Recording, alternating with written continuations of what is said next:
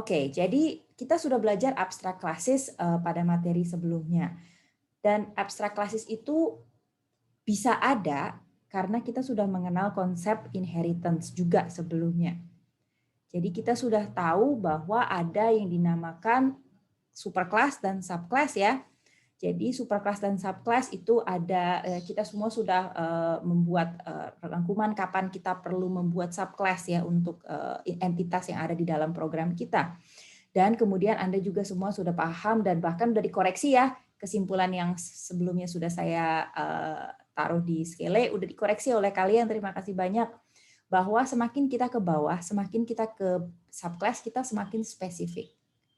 Dengan demikian, lawannya nih, kalau saya pikir ke atasnya, itu semakin saya ke atas, semakin ke superclass, konsep itu semakin less spesifik, semakin kurang spesifik, semakin umum, tidak konkret, dan mungkin saja abstrak.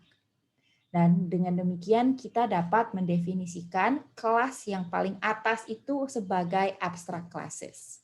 Perlu diingat bahwa abstrak kelas ini tidak bisa dibuat tidak bisa digunakan untuk membuat objek. Itu hanya konsep, memang hanya konsep, hanya ide tentang sesuatu yang kita butuhkan di dalam universe program kita. Kita udah lihat contohnya ya di contoh geometric object yang saya pakai sejak kita masuk ke bab inheritance supaya ada continuation.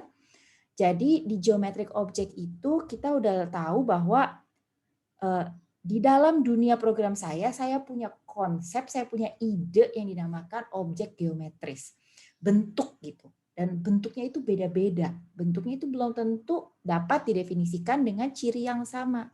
Tetapi kita tahu bahwa semuanya merupakan geometric object. Karena kita tahu bahwa setiap geometric object adalah benda spesifiknya, kita buat inheritance. Karena kita tahu bahwa paling atasnya abstract classes ini sesuatu yang abstrak. Ini ada benda, saya nggak tahu bentuknya seperti apa. Ini saya buat sebagai abstract class. Dan di sini kita sudah lihat beberapa ciri-ciri dari abstract class. Kita gunakan modifier abstract ketika kita mendeklarasikannya public abstract class geometric object. Dan kita dapat mendefinisikan beberapa method maupun data field yang ada di abstract class, tetapi bedanya dengan superclass yang konkret adalah kita dapat mendefinisikan suatu method yang sifatnya abstrak. Dan method yang sifatnya abstrak ini belum kita beri implementasinya di superclass-nya. Di dalam contoh ini di geometric object. Jadi di sini kita memang membuat ide, kita membuat konsep tentang geometric object ini tanpa kita mendefinisikan benda betulannya. Jadi saya cuma membuat ide di sini, saya punya objek dan saya tahu nantinya setiap objek ini mungkin punya luas, mungkin punya perimeter. Tetapi bagaimana saya mau menghitungnya itu ya tergantung konkret implementation-nya di subclass. Nah, di sini adalah contoh yang sangat baik menurut saya untuk menggunakan geometric object dan untuk bentuk-bentuk, contoh-contoh bentuk sebagai contoh, karena di sini kelihatan kenapa sih perlu pakai abstract method. Nah, kalau ditanya, kenapa sih Bu nggak bikin yang geometric object konkret saja? Saya bilang, nggak apa-apa. Apakah boleh dibuat sebagai concrete object di atasnya? Boleh. Tolong diingat bahwa abstract classes ini adalah tools untuk Anda yang dapat membantu Anda justru untuk membayangkan. Kita ngebayangin benda-benda di dalam suatu program kita. Tidak berarti harus diimplementasi. Ini adalah tools yang dapat digunakan. Dan minggu lalu kita sudah lihat beberapa poin penting mengenai abstract classes. Kita sudah lihat beberapa contoh ya.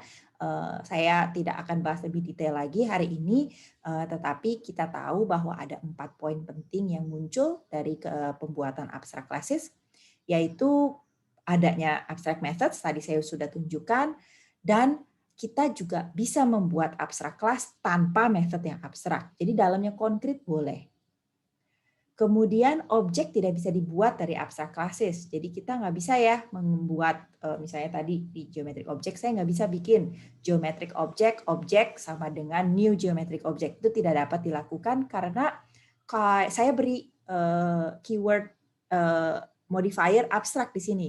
Jadi ini it's an idea, it's a concept. Dia bukan benda betulan. Jadi nggak bisa saya bikin instansnya.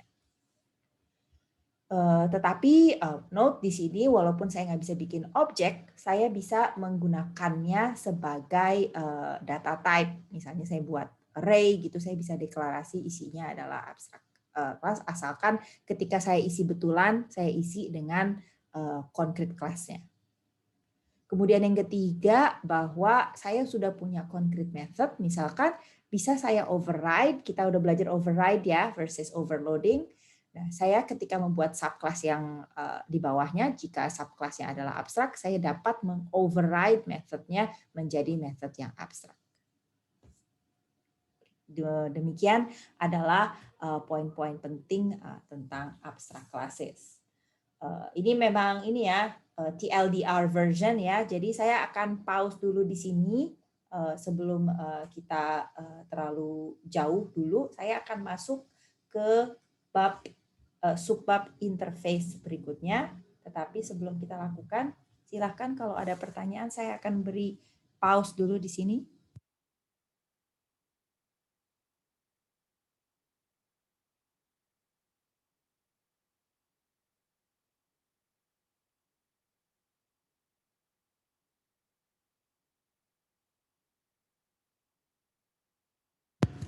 Saya buka chat box juga nih di sini, siap-siap ada yang nanya. Kalau ada.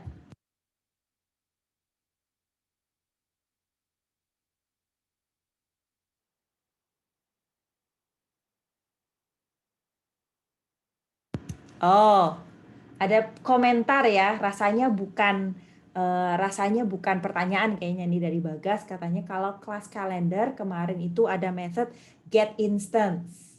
Nah, jadi untuk kelas kalender itu membuat objek kalender kah? Nah, ini saya buka ya, saya buka dulu ininya. Kalender JDK. Yang udah mengumpulkan discussion points-nya, kayaknya saya infer nih jawabannya dari discussion points. Ada yang mau share nggak? Saya udah cek ya hasil di Skele-nya ya. Kayaknya udah ada yang jawab deh.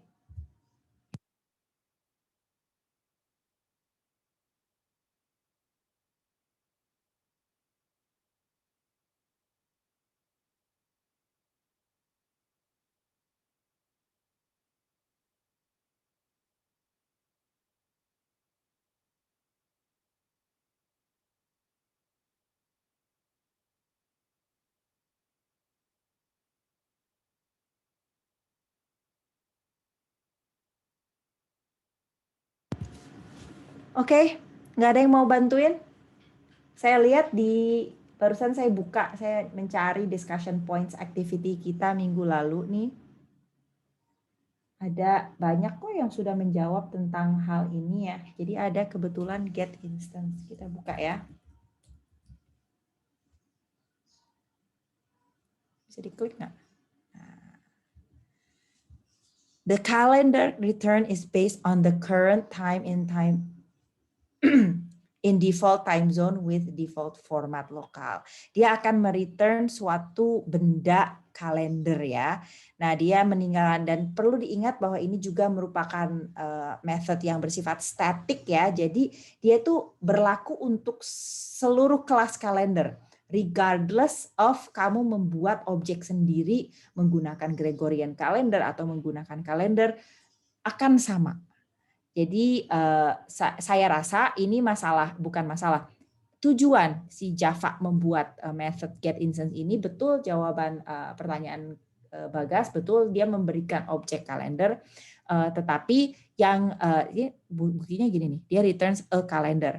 Tetapi perlu diingat bahwa ini semua adalah method yang static. Jadi dengan kata lain, objeknya tuh objek yang uniform untuk semua hal ya, untuk semua kalender. Kamu mau bikin, misalkan kamu bikin concrete class geometric kalender, kemudian membuat instance-nya. Nah, itu milik instance sendiri kan, semua hal yang dia miliki, data field-nya, method-nya itu semua milik dia sendiri, objek tersebut aja. Tetapi ini adalah static, sehingga bayangkan bahwa memang ada objek, tetapi objek kalender ini tuh satu doang. Kamu nggak bisa definisikan yang unik, juga tidak bisa mengakses macam-macam, itu miliknya si Java. Dan saya rasa tujuan dibuatnya di dalam Java ini, di JDK ini, karena kalender itu sama kayak math ya, dia merupakan banyak method-method yang mungkin ingin digunakan secara umum, banyak method, banyak function yang dapat diprogram yang menggunakan function-function yang ada di jangan ngomong function ya, method-method yang ada di kalender, sehingga ada opsi melakukan hal itu. Jadi agak pengecualian ya, beda sendiri ya dia, karena dia adalah kelas yang didefinisikan oleh Java. Semoga dengan mengerjakan discussion points kemarin juga jadi sadar hal itu. Begitu Bagas? Ada komentar tambahan?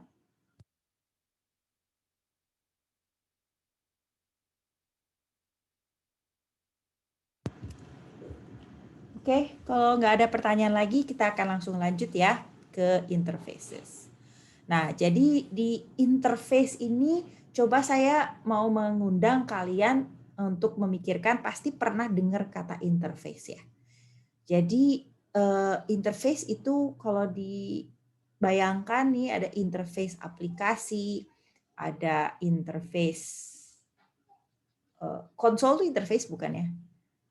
Ini adalah sesuatu yang mempunyai fungsi, yang mempunyai hal yang dapat dilakukan, dan ini dapat diakses oleh user. Jadi misalnya saya mengakses suatu website, interface-nya seperti apa? Saya mengakses Siak, itu interface-nya seperti apa? Dengan berangkat dari konsep interface yang mungkin kalian sudah tahu, di sini kita juga punya yang dinamakan interface yang dapat digunakan oleh user. Tetapi dalam hal ini usernya adalah kelas lain, bukan user manusia seperti yang kita bayangkan pada jenis-jenis interface lainnya. Saya akan masuk ke definisinya. Oke, saya berikan waktu sebentar untuk baca. Interface adalah suatu konstruk, suatu tools, suatu bentuk yang seakan-akan kelas, tapi dia bukan kelas. Dia adalah bentuknya seperti kelas, cara kita deklarasinya sama seperti kelas, tetapi sebetulnya bukan kelas. Yang sangat mirip dengan abstrak kelas, tujuannya adalah untuk mendefinisikan perilaku. Jadi biasanya itu tujuannya adalah utamanya adalah membuat method-method atau membuat kelakuan-kelakuan yang dapat dilakukan oleh objek-objek. Kita di awal kali kita pertama kali belajar tentang object and classes, kita sudah tahu ya bahwa di dalam program Java kita mendefinisikan benda, kita mendefinisikan objek. Itu berdasarkan sifat apa yang dia miliki dan juga apa yang dapat dia lakukan, behavior-nya apa. Nah, kadang-kadang kita mengetahui bahwa ada kelakuan atau ada behavior yang mirip, yang sama antara objek-objek. Jadi walaupun konsep objeknya tuh beda sama sekali. Jadi misalnya yang satu mobil, yang satu lagi yang satu mobil, yang satu adalah binatang. Secara ide, dua hal ini, burung sama mobil gitu ya, ini bukanlah sesuatu yang konsepnya sama.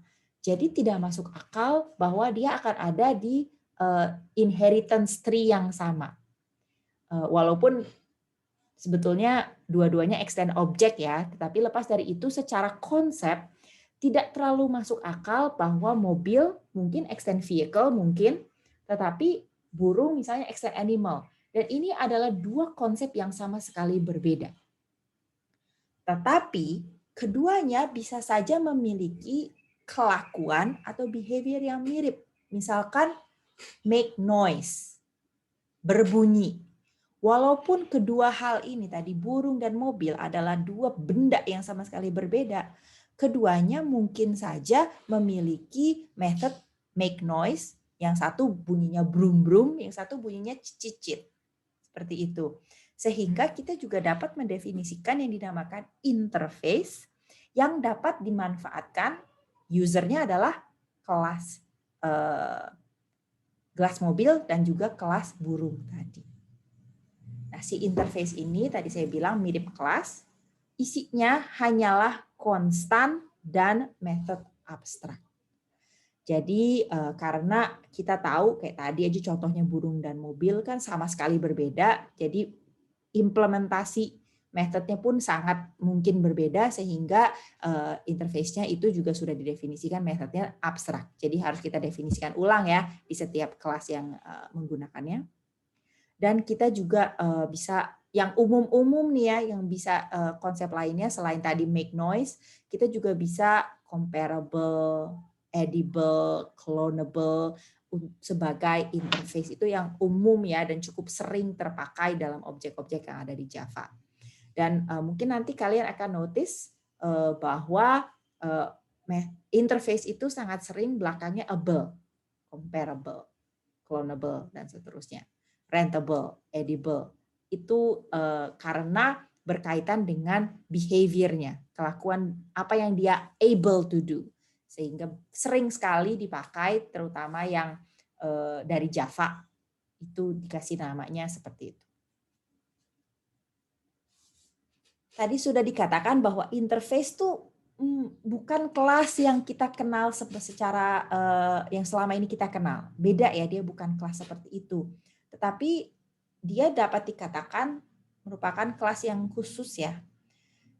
Dia punya perilaku-perilaku yang mirip dengan kelas. Yang pertama adalah dia sama seperti abstrak kelas, dia nggak bisa nih dibikin instance-nya. Saya nggak bisa bikin instance langsungnya, saya nggak bisa bikin new edible tuh nggak bisa. Akan tetapi kurang lebih interface itu dapat digunakan sama persis caranya dengan cara kita menggunakan abstract class. Bedanya ketika untuk abstract class itu kita bilang extend ya, kita masih bilang extend untuk abstract class. Di sini kita untuk interface kita gunakan implement. Itu ada cara keywordnya beda ya. Oke, saya akan pause dulu di sini. Apakah ada pertanyaan? Mohon maaf, terima kasih banyak Nabila dan juga Bagas udah mengingatkan saya. Ini belum saya record memang. Mohon maaf sekali. Tadi sampai mana? Saya nggak tahu tadi berhentinya di mana juga ya, mohon maaf. Jadi kita coba lihat, kita sudah punya array of objects, isinya tiger, isinya chicken, isinya apple. Ketika saya lakukan iterasi dari ini, saya lihat dari semua objek saya cek jika dia adalah instance of, kita udah belajar instance of di materi inheritance ya. Kalau dia adalah instance of edible, maka jangan lupa saya harus casting ya, saya harus casting objeknya karena ketika saya akses objek I yang saya dapatkan adalah benda yang sifat bentuknya objek. Saya perlu mendefinisikan secara eksplisit bahwa dia adalah edible. Dan saya akses method how to eat-nya. Demikian pula, kalau dia animal, maka dia akan punya method yang namanya sound. Coba kita eksekusi ya. Kita eksekusi.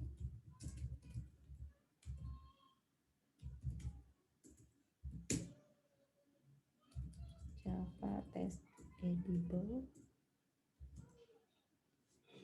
Tiger, growl. Terus chicken, karena chicken true ya, if yang ini true dia adalah instance of edible ya. Lalu yang ketika chicken juga instance of animal, maka dia akan juga mencetak cara makan dan juga cara bunyinya. Sedangkan ketika yang pertama tiger dia akan masuk di animal saja, dia tidak akan masuk ke pengecekan if pertama. Demikian pula dengan apple. Saya akan coba seandainya saya tidak melakukan pengecekan instance of. Misalnya saya tidak melakukan pengecekan instance of. Kalau saya nggak ngecek, berarti seandainya saya punya objek tiger, dia akan masuk ya ke sini ya. Dia akan masuk ke sini ya. Saya hapus saja deh if-nya. Ini deh. Jadi nggak pakai if ya di sini ya. Jadi kalau saya tidak pakai if, si tiger akan berusaha dimasukkan ke sini dan saya nge-cast dia menjadi objek yang edible dan saya akan berusaha mengakses how to eat-nya. Coba. Ini masih bisa ya. Dia ada exception. Tiger cannot be cast to edible. Karena tiger tadi ketika kita deklarasi tiger, mana tiger?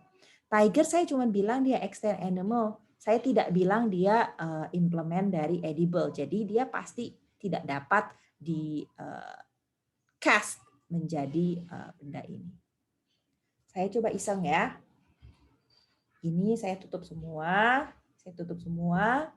Coba kalau di sini saya iseng ngecek kalau animal doang, coba kalau how to eat. How to eat. Benar nggak? T-nya besar ya, sorry. How to eat. Artinya antara semua objek saya yang akan masuk ke if block ini hanyalah tiger dan chicken. Apple harusnya nggak masuk sama sekali. Jadi untuk tiger harusnya di casting nggak masalah nih. Di casting menjadi animal pasti bisa. Tetapi ketika saya berusaha masukin mengakses method sound nggak masalah, mengakses method how to eat harusnya nggak bisa. Kita coba jalankan lagi. Cannot find symbol how to eat dari kelas animal. Karena how to eat itu hanya punya dia punyanya edible dan diturunkan kepada kelas chicken. Bukan diturunkan, maaf, digunakan oleh kelas chicken, bukan oleh kelas animal. Iseng, coba kalau gini, seandainya fruit, apa yang akan terjadi? Artinya antara ketiga objek saya ini yang akan masuk ke if block hanyalah apple, dan apple harusnya tidak bisa mengakses, saya harusnya ganti ya. Saya ganti jadi fruit. Dia akan berusaha, dia akan di casting menjadi fruit, kemudian dia akan mengakses sound dan mengakses how to eat. Dia nggak bisa menemukan simbol ini karena ketika dia masuk fruit, dia nggak punya method sound, orang itu punyanya animal kok. Coba kalau soundnya saya komen. Sorry, maaf. Ini masih bisa dilakukan karena how to eat itu punyanya edible.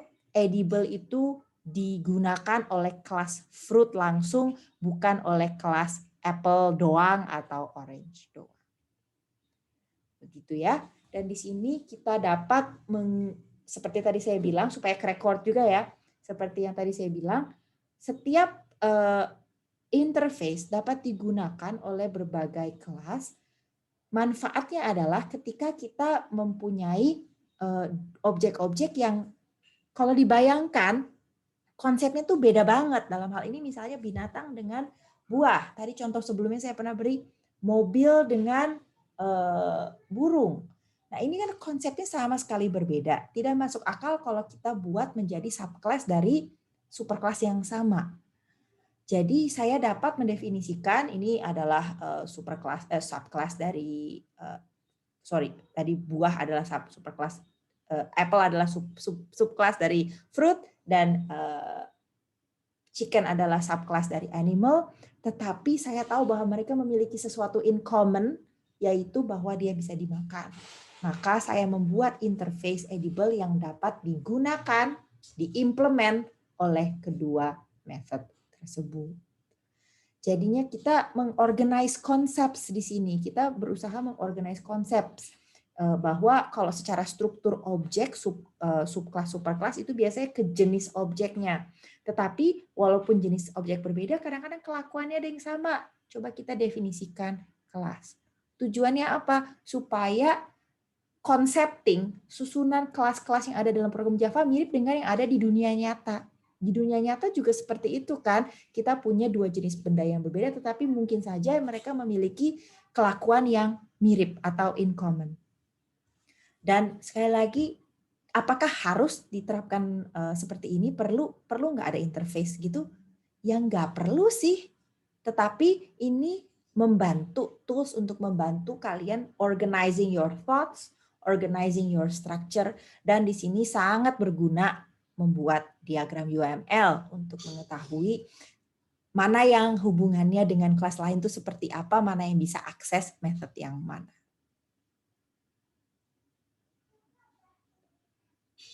Bu, maaf Bu. Silahkan. Tadi yang kodenya itu boleh lihat yang apa tadi edible ya atau Edible-nya. iya. Bentar ya. Edible-nya ini. Oh jadi dia pakai kelas yang beda ya. Kenapa nggak Iya, dimasukin ke satu itu tes edible itu? Nggak bisa boleh. apa? Bisa, bisa. Coba saya masukin ya. Ini kebetulan udah saya compile ya di luar ya. Boleh, boleh. Misalkan saya mau taruh di sini, boleh saja sebetulnya. Sorry. Misalkan, oh, bentar. Untuk memastikan dia nggak ngambil yang di luar, saya delete dulu ya yang di luar ya. Edible-nya ini saya buang dulu. Gitu ya. Jadi edible-nya udah nggak ada, yang beda file itu nggak ada. Saya masukkan interface edible-nya di dalam. Harusnya sih tetap bisa. Ya, tetap bisa. Boleh aja. Kayaknya ini terpisah karena ini adalah konsep yang baru yang mau dijelasin. Jadi di dalam contoh saya ngambil dari website ini ya, dari website Liang Pearson ini. Dia sengaja memisahkannya untuk menunjukkan bahwa edible ini adalah interface yang sedang dipelajari, gitu aja. Tapi boleh kok digabung. Oke, Bu, makasih.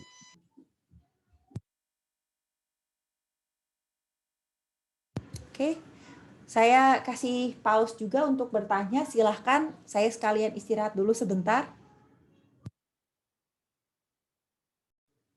Nah, karena si interface ini isinya hanyalah constant dan abstract methods, sedikit lebih limited ya dibandingkan dengan abstract class, apa yang dapat dia lakukan.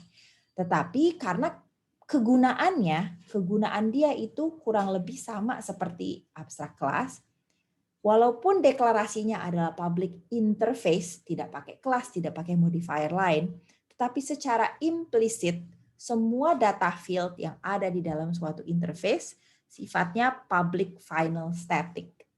Dan semua metodenya adalah public abstract. Jadi ini nggak bisa saya ubah. Ini secara implisit sudah ada di dalam interface. Ini supaya kalau kita mau tahu sifatnya tuh seperti apa sih yang ada dalam interface, kita bisa tahu, tetapi kita nggak perlu menggunakan modifiernya. Apakah boleh? Boleh aja. Kayak yang di contoh sebelah kiri ini. Boleh ditulis, tetapi tidak perlu karena diasumsikan isinya seperti itu. Karena logik aja bahwa konstan pasti final kan. Kan kita tahu bahwa interface itu isinya konstan doang, dia isinya final. Kenapa dia konstan? Kenapa dia sudah final? Karena kita tadi udah bilang ini adalah sesuatu yang kelakuannya mau kita pakai. Kita tidak berniat mengubah atau mengganti konstan-konstan yang ada. Kita hanya ingin menggunakannya. Ini kan interface ya. Sehingga semuanya konstan. Kemudian untuk semua method, ini juga adalah interface, di mana saya hanya mendefinisikan kelakuannya ada apa aja sih. Bahwa tadi ada contoh yang tadi di interface edible, contohnya adalah how to eat. Saya hanya mendefinisikan bahwa ada kelakuan cara makan. Tetapi berhubung akan saya terapkan juga si interface itu dengan berbagai jenis kelas, bahkan yang kelas yang sama sekali nggak nyambung ya kasarnya antara buah dan binatang, maka si interface juga nggak nyoba untuk mengimplementasikannya karena toh ngapain, nggak ada gunanya, pasti harus didefinisikan ulang kan di setiap kelas yang menggunakannya. Jadi secara implisit semua data field pasti final, public static final, dan juga semua method pasti public abstract.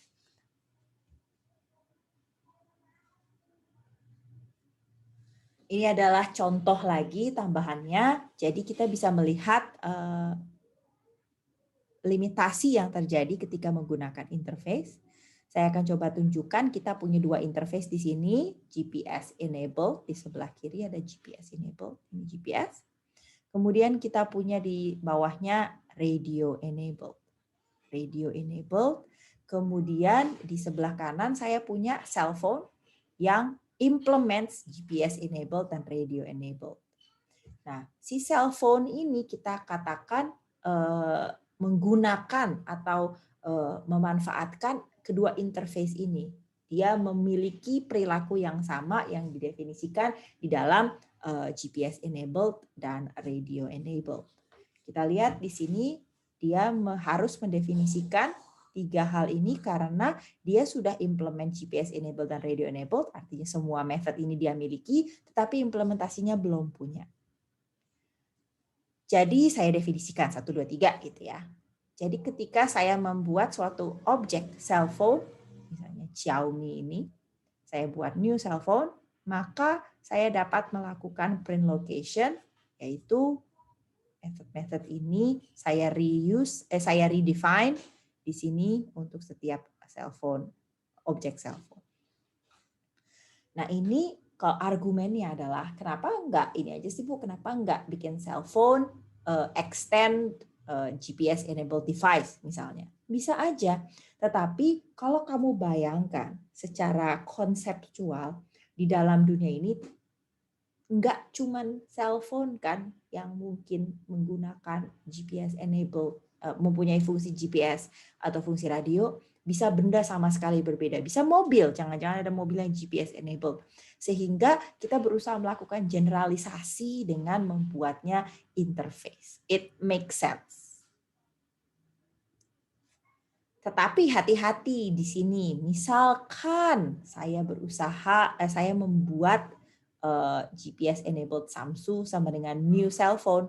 Note, ini dapat dilakukan karena new-nya adalah new cell phone. Konstruktornya adalah konstruktor cell phone. Ini secara implisit mengatakan bahwa saya punya objek cell phone, tetapi yang dia implement hanyalah GPS enabled-nya saja. Tetapi saya tidak memiliki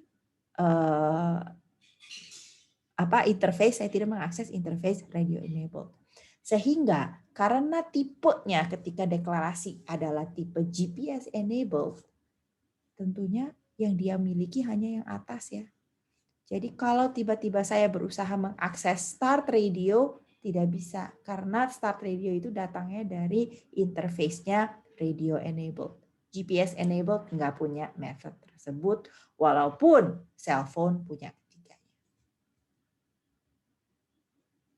Jangan lupa, ini adalah sesuatu yang penting.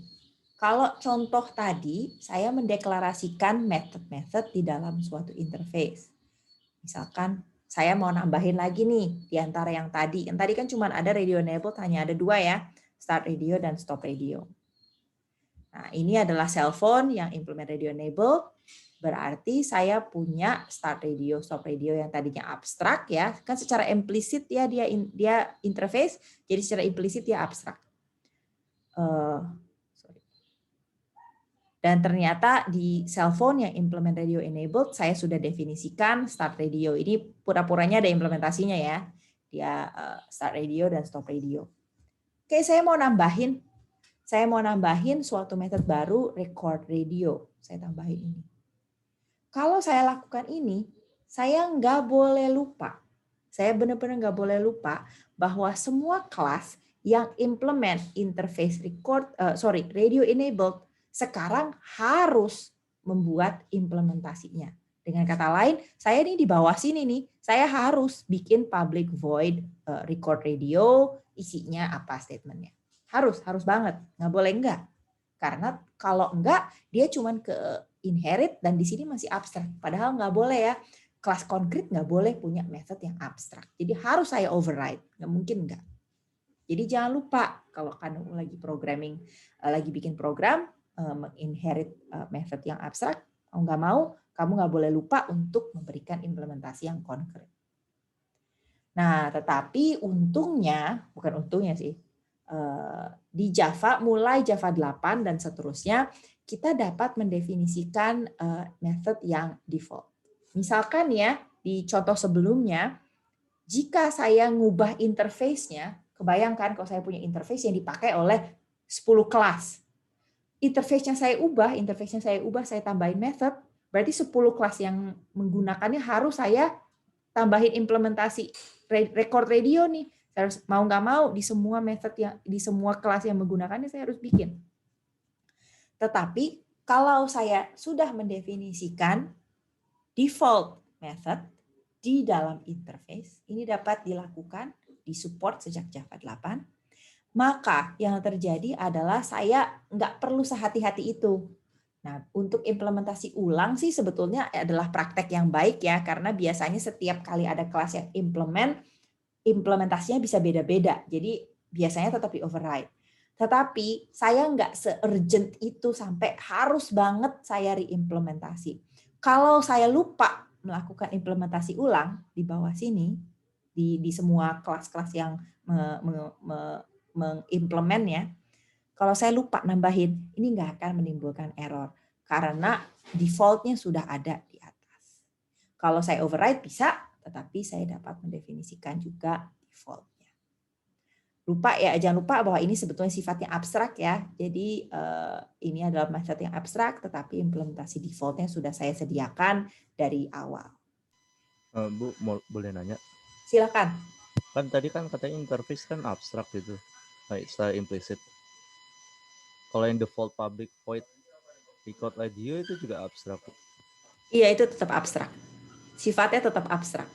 Berarti pas Tetapi di implement gitu tetap abstrak gitu.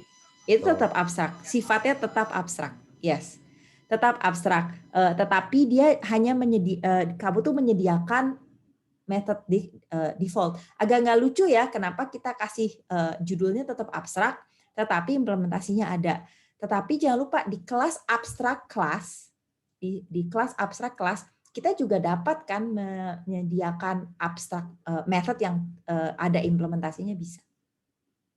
Tapi kamu argumennya kayak gini ya, kalau ada berarti harusnya nggak abstrak dong ya, gitu ya, judulnya gitu ya. Oh, enggak, saya kan tadi kan katanya kalau misalnya masih ada metode abstrak gitu kan, itu pas di kelas yang konkret itu kan itu dia bakal error atau apa. Ya nggak sih tadi katanya? Jadi maksud kamu gini kan? Jadi maksud kamu ini kan kalau saya bilang ini masih abstrak, ketika saya gunakan di kelas cellphone dan nggak saya override, berarti technically masih abstrak dong Bu, gitu ya maksudnya ya? Iya. Oke. Saya nggak tahu jawaban tepatnya kayak secara teori yang betul-betul tuh apakah saya punya beberapa alternatif jawaban di dalam kepala saya. Yang satu adalah ketika ketika method default itu digunakan oleh kelas yang mengimplement ya di cellphone misalnya di sini, dia akan berubah menjadi konkret. Itu satu jawaban saya. Jawaban kedua saya adalah dengan demikian implementasi public ini jadi nggak lagi abstrak karena udah saya berikan implementasi default. Tetapi saya tidak tahu mana yang benar ya Bagas ya. Jadi saya pending ya. Kamu mungkin bisa googling juga. Saya juga cari tahu dulu ya. Saya takut salah. Jawaban yang paling tepat seperti apa saya cross check dulu ya. Gitu ya Bagas. Bu. Oke, terima kasih atas pertanyaannya. Betul juga saya nggak kepikir tadi. Oke, saya akan cek lagi tentang default ini ya. Apakah tetap abstrak atau bagaimana. Terima kasih Bagas. Oke, kemudian coba kita lihat. Oh, di slide berikutnya lupa saya. Ada ini kok, ada keterangannya. Bla bla bla. A default method provides a default implementation for the method in the interface. Ya, tadi kita lihat. Kelas yang mengimplement interface dapat menggunakan default implementation atau override the method. Ya kan, kita tahu itu bisa di override atau bisa dipakai ulang. Without having to rewrite the code for existing classes. Tidak menjawab ya, tetap nggak menjawab pertanyaan Bagas ya. Kayak sifatnya apakah berubah menjadi non-abstrak atau tetap abstrak? Tidak menjawab, tetapi saya nangkepnya adalah di interface-nya itu dia masih abstrak, tapi dia hanya nyediain ini kayak dia bawa ransel gitu loh, abstrak. Jadi abstrak kelas yang judulnya record radio di sini di interface-nya tuh dia bawa ransel, isinya adalah implementasi.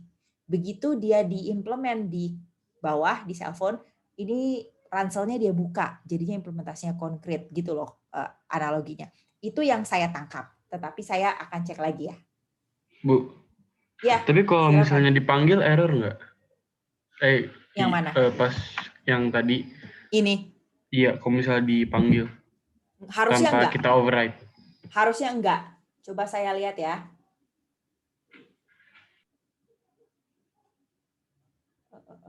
Oh, Syahdan nanya, Bu, default dan public bukannya sama-sama access modifier ya? Default sebagai access modifier itu lebih kepada saya nggak pakaikan ini, saya nggak pakaikan modifier maka dia default. Tetapi kalau dari argumennya Syahdan, kalau gitu saya kasih nama default di sini berarti aksesnya berubah ya. Jadi default. Dan masalahnya bukan di sini bukan default access modifier teman-temannya protected public itu bukan ya, tetapi ini default implementasi. Gimana sih ngomongnya? Saya ulang lagi, maaf. Gini Syahdan, jadi untuk suatu kelas biasa, kalau saya kasih modifier public, itu berarti sifatnya public. Saya kasih modifier private, artinya private. Kalau tidak saya berikan modifier, itu berarti aksesnya default. Gitu loh. Bukan berarti saya pakai kata default. Jadi di sini nggak masalah ya kalau default dan public itu bukan berarti dua akses yang saling menentang, bukan. Tetapi default di sini bukan modifier access modifier default, tetapi default implementation. Kita akan coba jawab ya pertanyaannya Yusuf. Kita langsung implementasi aja ya supaya benar-benar yakin. Nah, mau saya mana? Kita coba implementasikan. Oke.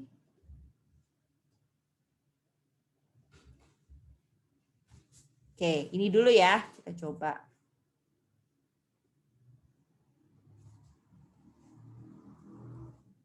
Cell phone. Saya udah punya belum ya cell phone? Nggak, belum punya. Oke. Ini adalah cellphone.java yang ini ya, yang belum ditambahkan method tambahan ya. Jadi ini masih method yang lama. Java. Cellphone. Java. Nah, ini nggak masalah ya. Saya punya dua method abstrak di atas yang saya implementasikan di kelas cellphone. Sekarang saya tambahkan, pertama saya lakukan ini dulu deh.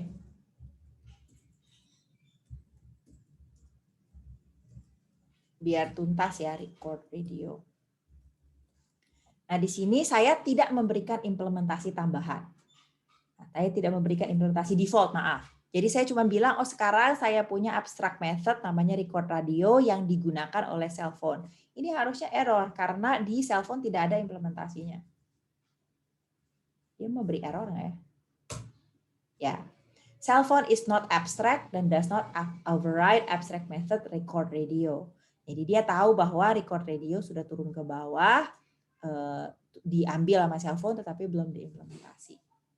Sekarang kalau saya berikan default-nya, kita rapihin dikit. Dia default public void, nih perhatiin warnanya juga beda ya, jadi dia tidak dideteksi sebagai keyword penanda accessibility. Kita coba. Ya enggak, dia enggak menimbulkan error. Ini pasti bisa dilakukan. Oh ya, ini sorry, ini enggak ada main class-nya, jadi enggak bisa dieksekusi, mohon maaf. Tetapi secara code ini tidak menimbulkan error karena saya sudah menyediakan ban serepnya di interface-nya. Tetapi saya belum bisa jawab pertanyaan Bagas. Jadinya sifat method yang ada di atas ini jadi seperti apa? Saya akan cross check dulu ya. Nggak error ya Yusuf ya? Tapi kalau misalnya dipanggil metodenya di main gimana, Bu? Harusnya bisa kok. Coba ya. Jadi kita sekarang mau bikin ini ya, kita bikin gini deh. Saya bikin yang baru ya. Public class test cellphone. Gini ya, kita coba. Harusnya enggak. Yang saya tangkap harusnya enggak ya, karena default implementation-nya sudah diserap, sudah dipakai. Coba saya buat cellphone c new cellphone gitu ya. Kemudian saya panggil ya C dot apa tadi record radio. Gini kan ya maksudnya ya. Kita coba, kita jalankan. Oh sorry, salah kelas. Tes.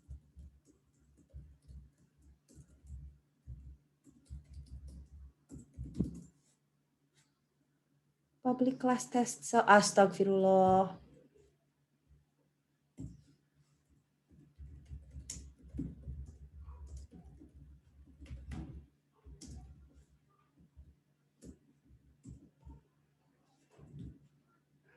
Lupa. Oke. Public class. Astagfirullah. Mohon maaf ya.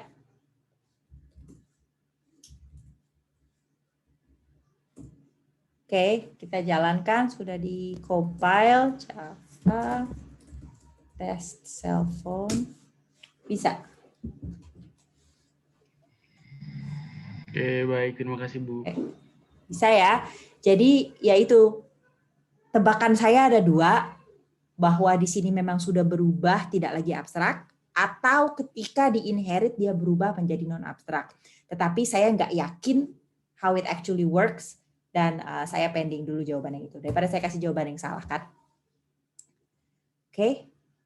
Selain itu apakah ada pertanyaan?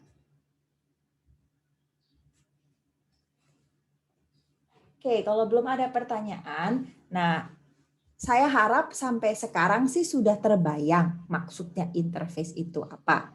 Tetapi saya juga akan membahas beberapa contoh interface yang sering digunakan di Java sebelum kita tutup materi abstract classes versus interface. Supaya lebih kebayang aja gitu oleh kalian interface yang mungkin akan kalian pakai dalam program seperti apa. Sambil sekarang jam saya 9.06 ya, kita break sebentar ya, 4 menit ya buat stretching ya. Sambil di chat box, silakan ditulis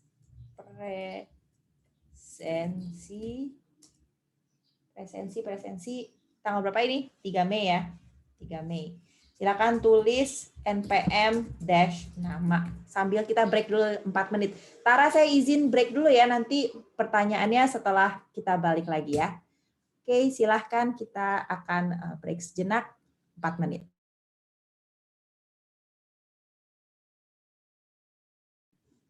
Jadi kenapa hanya boleh extend satu kelas, tapi boleh implement banyak interface?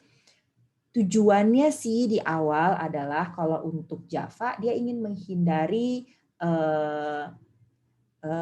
ambiguitas, karena dia ingin Java tujuannya membatasi inheritance adalah supaya hierarki objek-objek itu bentuknya jadi tree. Jadi kan bentuknya tree hanya saya ini satu superclass, subkelasnya begini, lalu subkelas lagi dan seterusnya. Jadi dengan demikian inheritance-nya jadi cukup simple. Kita bisa nge-trace gitu, untuk setiap objek bisa nge-trace ke satu source gitu. Sedangkan kalau misalkan saya membolehkan nih, misalnya dia extend subkelas A, superkelas A dan extend superkelas B, nanti hierarkinya kan jadi nggak tree lagi tuh. Jadinya bercabang-cabang, jadi graf gitu kan. Jadi ini sedikit lebih kompleks. Jadi pertama tujuannya adalah simplifikasi. Jadi supaya tidak ambigu, supaya lebih simple, Java membatasi jadi single inheritance supaya bentuk hierarkinya juga seperti tree dan mudah di-traverse. Itu jawaban yang saya tadi temukan hasil Google. Jadi itu yang pertama. Tetapi ini juga menimbulkan ketidakfleksibelan ya, jadi kurang fleksibel ya. Sehingga saya sempat cek di sini, jadi justru dengan adanya interface itulah yang menjadi jalan tikusnya gitu, jalan shortcutnya gitu. Jadi daripada saya melakukan inheritance dari berbagai superclass, saya dapat mengimplement berbagai interface. Dan ini juga masuk akal karena Java ingin memodelkan objek itu is a. is a apa. Jadi relationship yang dimodelkan di dalam inheritance itu adalah is a. Jadi kayak geometric object kemarin kita bilang, misalkan saya bilang lingkaran circle is a geometric object. Yang tadi apple is a fruit. Jadi a strict is a relationship. Sehingga tidak masuk akal kalau tiba-tiba saya bilang fruit is a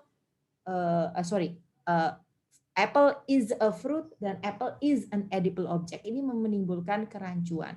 Jadi karena kedua hal ini sifatnya beda, yang betul-betul adalah bentuk objek, saya bilang is a fruit, selesai. Nggak boleh ke tempat lain.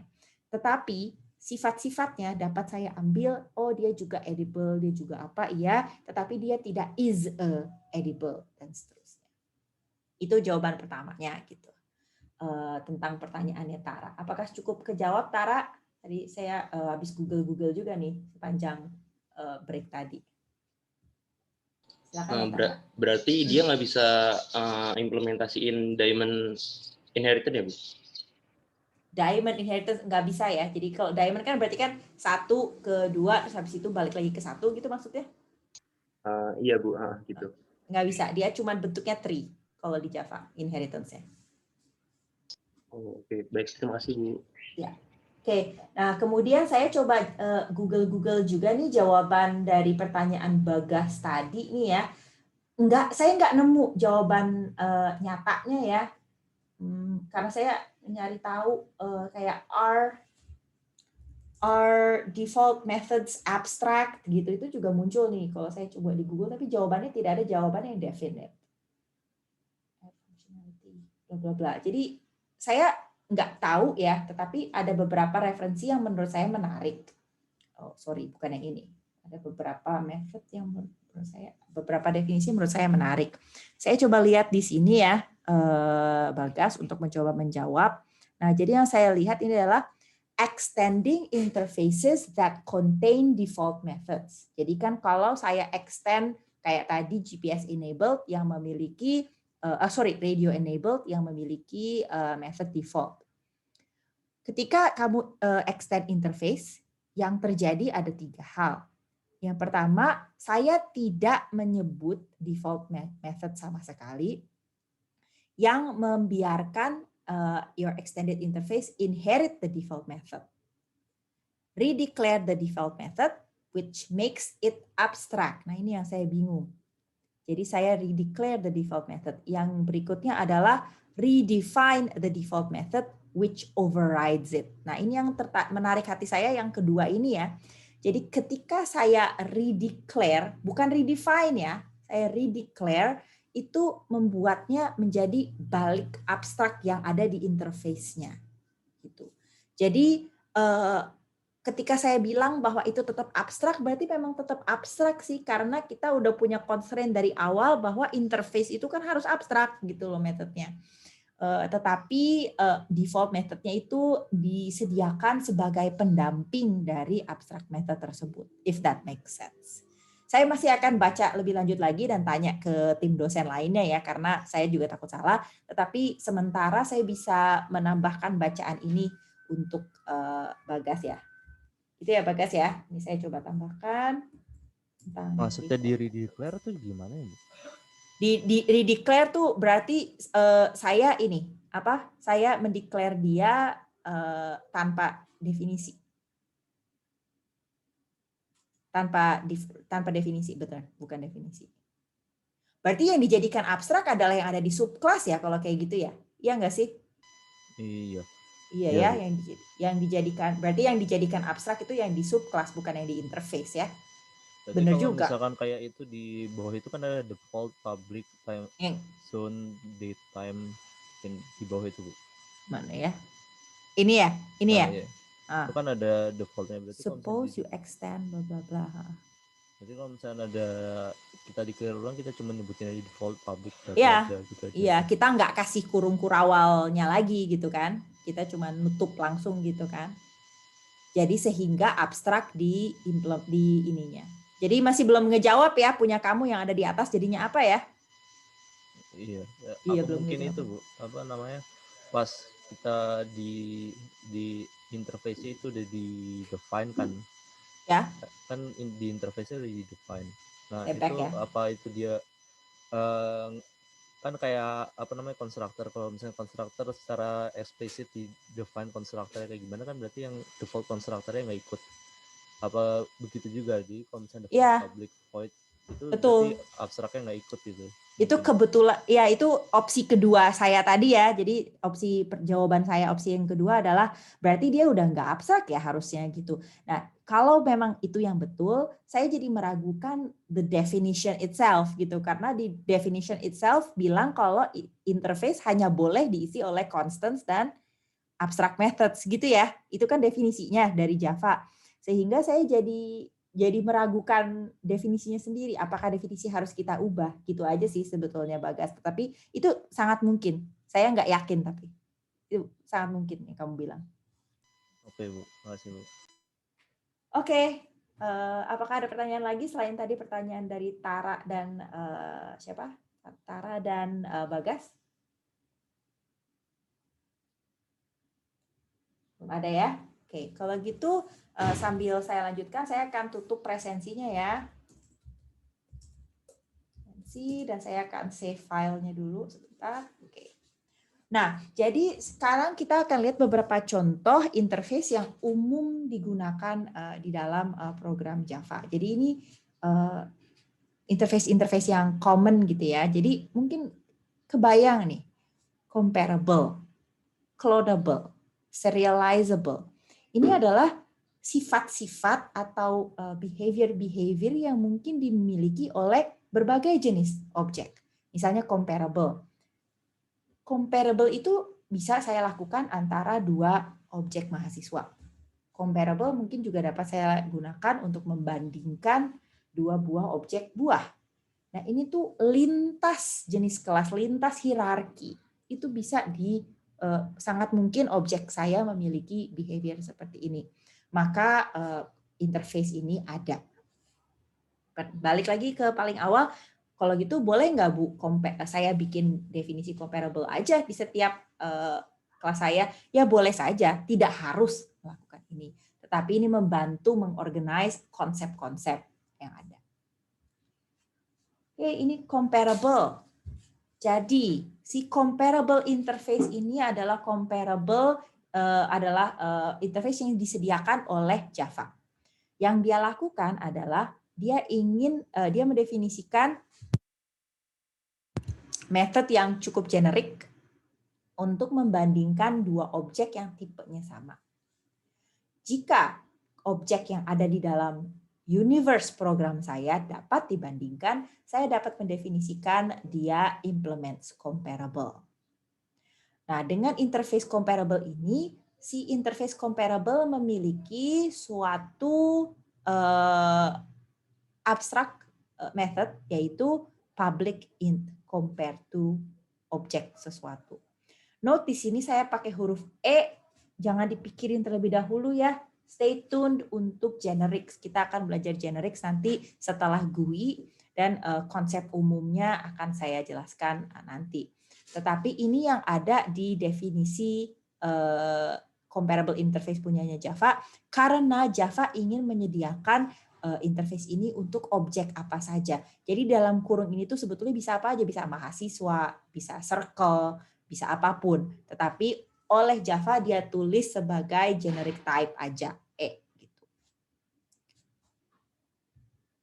Dan method yang sudah disediakan oleh interface comparable adalah method compare to, di mana method compare to ini akan membandingkan satu objek dengan satu objek lain yang dikirim sebagai argumen. Tipenya harus sama. Di sini kan implement berarti untuk suatu method, suatu objek yang jenisnya mahasiswa, misalkan ya dia dapat di-compare terhadap mahasiswa lain. Di sini mahasiswa O gitu. Dan method ini akan mengatur tidak hanya compare, kalau cuman compare sama atau enggak kan kita sudah punya equals ya. Ini compare dan akan memberikan informasi mana yang lebih dengan memberikan integer yang nilai integer yang negatif, positif atau 0. Kalau 0 berarti sama persis, kalau misalnya positif berarti dia objeknya less than, objek yang dikirim itu less than, dan kalau misalnya negatif artinya objek yang dikirim itu greater than. Kebalik ya saya ya. Kalau negatif berarti objek yang dikirim itu less than, dan kalau misalkan positif itu greater than. Nah, karena saya punya interface ya, ini interface ya, comparable, maka dalam program Java saya punya objek apapun itu, mau objek cellphone, objek mouse, objek lipstick misalkan, semua bisa saya lakukan implement comparable dan saya dapat redefine method compare to untuk menghitung atau membandingkan antara dua objek. Ini contoh saja. Saya punya public class mahasiswa implements comparable mahasiswa, dalam kurung C mahasiswa ya. Saya punya data field, saya punya method dan seterusnya. Saya juga melakukan override, yaitu method compare to yang saya bandingkan adalah objek mahasiswa lainnya. Dan di sini saya dapat definisikan your comparison here. Artinya yaitu kalau misalnya lebih berarti saya harus mengembalikan nilai positif, kalau kurang saya harus mengembalikan nilai negatif dan seterusnya. Dan ini bebas ya definisinya, suka-suka saya, kan saya mengoverride method yang tadinya abstrak yang ada di interface. Dan interface comparable itu ada di mana-mana. Kamu nggak sadar, kita mungkin nggak terlalu nyadar, ternyata kelas integer dalam deklarasinya itu sebetulnya dia kan extend number, kita udah lihat ya kemarin, dan dia implements comparable. Jadi semua wrapper class ini, selain dia extend number, dia juga implements comparable, atau dengan kata lain kita bilang bahwa semua kelas ini dapat dibandingkan. Kalau mau tahu detail implementasinya, bisa dibuka aja satu-satu untuk melihat implementasi method compare to-nya. Yang kedua adalah interface clonable. Nah, interface clonable ini juga adalah sifat yang mungkin dimiliki oleh berbagai jenis objek, yaitu saya ingin membuat kopinya, saya ingin membuat clone-nya. Jadi, saya dapat menggunakan clonable interface. Clonable interface itu juga merupakan penanda ya, menandai bahwa kalau saya bilang mahasiswa, misalnya tadi mahasiswa implements clonable, artinya saya bilang bahwa objek mahasiswa itu dapat di-copy gitu. Dan dapat dilihat, ingat bahwa interface biasanya isinya konstan dan method abstrak. Tetapi clonable adalah special case. Dia empty. Kalau kamu lihat di dalam JDK, kita dapat melihat interface clonable itu isinya tidak ada. Interface kosong ini tuh apa sih? Karena dia belum punya apapun di dalamnya, dia belum punya method abstrak pun nggak punya, dia lebih dikatakan sebagai marker interface. Dia itu sebagai penanda untuk memberitahu bahwa kelas tersebut memiliki properti itu. Dengan kata lain, kalau saya punya mahasiswa implements clonable, itu marker, itu menunjukkan bahwa kelas mahasiswa ini dapat di-copy. Objek mahasiswa saya dapat di-clone. Itu sebagai penanda. Dan sebetulnya clone yang terjadi adalah dia menginherit method clone dari objek kelas. Jangan lupa, semua kelas yang ada di Java itu pasti merupakan subkelas dari objek. Jadi dia sebetulnya menggunakan method clone yang diberikan oleh objek kelas. Dan objek kelas ini kalau misalkan kita lihat, bisa dilihat di JDK-nya kelas objek. Dan di sini definisinya header method clone ini adalah protected native object clone. Terus ini nggak usah dipikirin dulu ya, kita lihat nanti. Native itu menunjukkan bahwa ini tidak ditulis, tidak diimplementasi dalam program Java, tetapi itu punyanya JVM, punyanya Java Virtual Machine. Itu sudah ada dari sananya. Keywordnya protected ya, artinya method itu hanya dapat diakses di turunannya ya, di package-nya. Kalau kamu pakai, kelasmu pasti harus overriding. dan mengganti visibility modifier ke public karena sebelumnya dia protected. Dan karena clone itu diimplement untuk native platform, kita dari object class ya, kita kan kelas apapun yang kita punya pasti mengakses, pasti merupakan subclass dari objek. Jadi dengan kata lain saya dapat mengaksesnya dengan menggunakan keyword super. Karena saya mengakses super artinya saya mengakses ke atas ke object class. Ini adalah contohnya, kita lihat, public class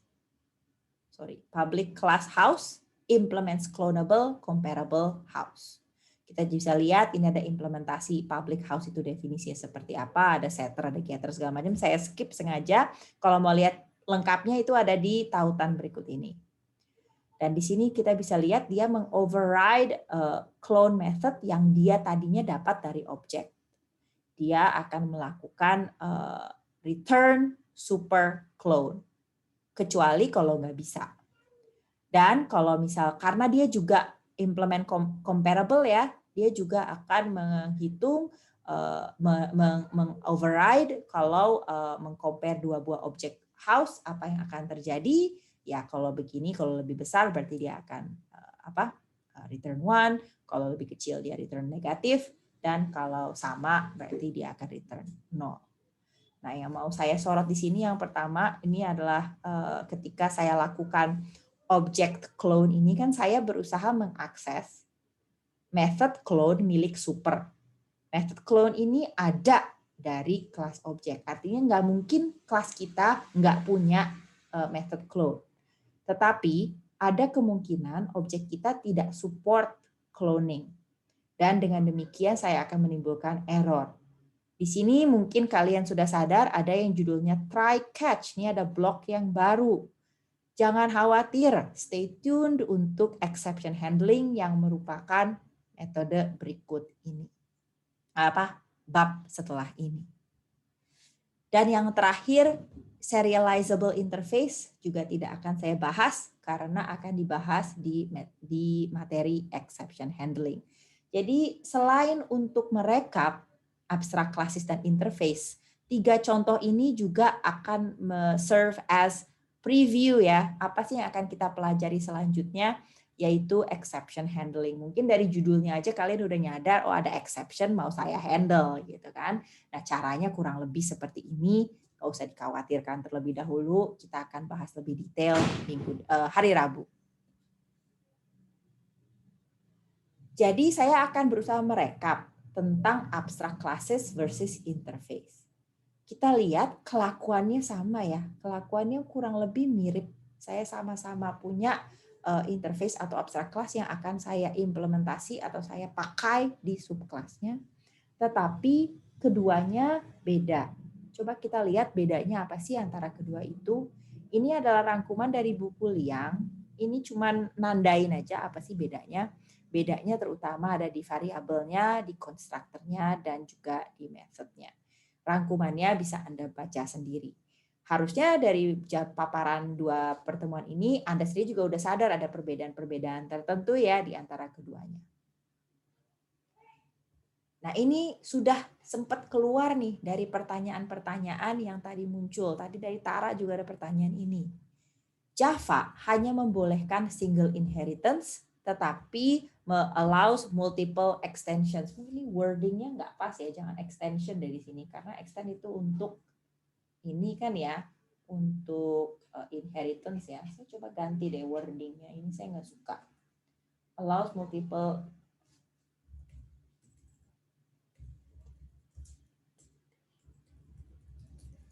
gitu ya. Saya kurang suka deh, tadi kurang agak rancu. Nah di sini kita lihat bahwa saya hanya dapat melakukan extend satu kelas, tetapi saya bisa implement banyak interface. Kenapa? Tadi semoga jawaban saya kepada Tara udah cukup menjawab ya, untuk menjaga hierarki itu betul-betul strict is a relationship dan membiarkan hierarki itu bentuknya tree, membuatnya lebih mudah. Tetapi untuk behavior, dia dapat mengimplement berbagai macam. Interface juga dapat menginherit other interface. Pakai extend, karena interface bisa extend interface lainnya. Dan ini dinamakan subinterface. Kelakuannya sama seperti inheritance class. Dan kalau mau tahu lengkapnya, saya punya referensi berikut ini. Anda bisa buka link ini juga lebih lengkap lagi bahasannya untuk melihat berbagai berbagai perbedaan. Oh, mungkin untuk Bagas ini udah mulai kejawab nih jadinya nih pertanyaannya nih. Interface can only have abstract methods. Since Java 8, it can have default and static methods also. Berarti default method itu sudah tidak lagi abstrak ya kalau berdasarkan referensi ini ya Bagas ya. Jadi kayaknya sih jawaban itu yang tepat. Oke, Bu. Ya. Udah mulai kejawab nih. Referensinya makanya harus banyak nih kalau kita belajar barang baru ini. Silakan dibaca sendiri ya perbandingannya. Saya akan menyorot ini. Kapan kita harus pakai yang mana? Kapan saya harus inherit? Kapan saya harus extend? Kapan saya harus implement interface? Saya harus menekankan. Sebetulnya jawaban yang paling benar adalah terserah Anda. Kamu yang bikin program ya terserah kamu. Maunya implement atau membuat kelas. Tetapi tentunya best practices-nya ada ya. Best practices-nya ada. Jadi biasanya kalau saya bicara relasi yang is a, benar-benar anak gitu ya, kayak ini adalah subset, ini adalah kelas lebih spesifik, maka kita bisa menggunakan inheritance menggunakan kelas. Contohnya staff adalah person, kan jelas ya, staff adalah person, mahasiswa adalah person, employee adalah person. Tetapi kalau is-nya tidak terlalu jelas dan mungkin hal yang dia punya itu mungkin belum tentu semua data field sama, mungkin belum tentu semua kelakuannya sama, tetapi kita tahu bahwa ada behavior in common, maka kita dapat memodelkan itu dengan menggunakan interface. Contohnya string itu semua comparable, jadi string class implement comparable. Yang terakhir, ini juga tadi saya sudah sebut secara singkat ya, interface dalam Java itu sering digunakan sebagai untuk mengakali restriksi single inheritance. Jadi karena Java sih nggak ngizinin ya, Java hanya boleh extend 1. Itu dari sana ya nggak bisa, itu aturannya Java. Sehingga jika dalam konsep yang kamu bikin ingin membuat multiple inheritance untuk alasan apapun, dapat dimodelkan dengan menggunakan interface. Sehingga kalau mau multiple inheritance, kita bisa satu superclass, satu interface, sehingga seakan-akan dia inheritance dari beberapa superclass. Seakan-akan ya saya bilang, sebetulnya kalau dilihat inheritance-nya kan enggak ya, cuma boleh satu superclass, tetapi kalau benar-benar konsep yang kamu punya itu harus multiple, dapat diakali dengan menggunakan interface. Maka tadi stack overload, link yang tadi saya tunjukkan, ada debat tuh di antara beberapa orang, katanya Java tuh enggak single inheritance programming dong, karena kita bisa mengakalinya dengan menggunakan interface. Jadi silahkan kalau mau tahu lebih lanjut tentang debatnya, itu ada di link Stack Overflow yang tadi saya sempat tunjukkan. Oke, saya akan tutup, udah jam kurang semenit pas ya. Jadi saya notice di beberapa weekly reflection Anda minggu lalu ada yang nanya, buat apa sih repot-repot? Kenapa sih kita harus buat abstrak class gitu? Kenapa nggak bikin yang konkret aja? Sekarang pasti Anda nanya, kenapa sih harus ada interface segala? Ya ini saya balik lagi ke prinsip-prinsip Java. Abstraksi, encapsulation, reusability, dan information security. Abstraksi itu kita tidak mau bermain hanya dengan objek real, tetapi kita juga ingin memikirkan konsep atau ide abstrak. Dengan di dunia nyata kan juga seperti itu ya, nggak semua benda itu tuh real. Kita bisa dengan demikian kita bisa memodelkan dalam program Java kita konsep-konsep yang sifatnya lebih ngawang-ngawang, lebih abstrak. Itu manfaatnya yang pertama. Kedua, itu untuk encapsulation. Encapsulation dan security ini mungkin beririsan ya. Jadi kalau misalkan dirasa saya punya abstract class, apa ya? Misalnya saya punya online store. saya punya abstrak class pesanan. Kemudian di bawahnya saya punya real concrete class, pesanan lewat toko hijau, pesanan lewat toko marun, pesanan lewat toko oranye gitu kan. Dan setiap pesanan dari 3 online store berbeda ini saya beda nih implementasinya, karena kan masing-masing mungkin punya hal-hal yang berbeda. Mungkin di toko hijau nggak boleh punya misalnya pesanan tuh nggak boleh nggak boleh dikasih pajak, kalau ini boleh kasih pajak dan seterusnya, saya nggak tahu. Nah, tetapi terus tiba-tiba teman saya nih, misalnya si Zeta nih, tiba-tiba saya mau bikin online store lagi dong, nanya ke saya gitu kan, mau lihat dong code kamu gitu kan. Terus saya agak nggak mau ngasih tahu nih keamanan data saya untuk di setiap implementasi. Saya bisa memberikan ke Zeta, oh ini deh saya kasih abstrak kelasnya aja. Dengan demikian Zeta bisa mendapat ide, oh suatu pesanan itu tuh ada apa aja sih yang penting di abstrak kelas itu, tetapi dia nggak perlu melihat detail implementasi yang saya punya. Dan yang terakhir adalah, itu tadi encapsulation dan security ya, kurang lebih satu hal. Dan yang terakhir adalah reusability. Dengan saya punya interface, kan tadi ditanya, kenapa sih nggak di setiap kelas aja saya bikin how to eat. Boleh aja itu dilakukan. Tetapi kalau saya sudah punya suatu interface, yaitu edible, dengan mudah saya bisa pakai ulang untuk setiap kelas yang mungkin membutuhkannya. Dengan demikian, konsep tersebut adalah konsep yang saya punya dalam dunia program saya, bisa saya pakai ulang seperlunya. Kayaknya habis deh. Ya, demikian sudah sampai di akhir kelas. Saya akan persilahkan mungkin